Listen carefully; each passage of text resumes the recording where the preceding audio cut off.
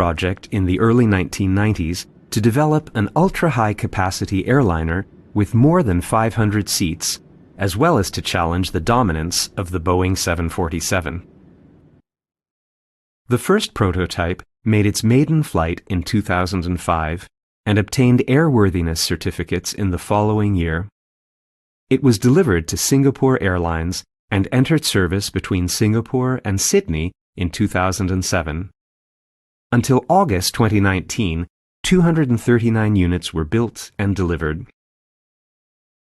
The Airbus A380 is a double-deck wide-body airliner with a unique full-width upper deck extending the entire length of the passenger cabin.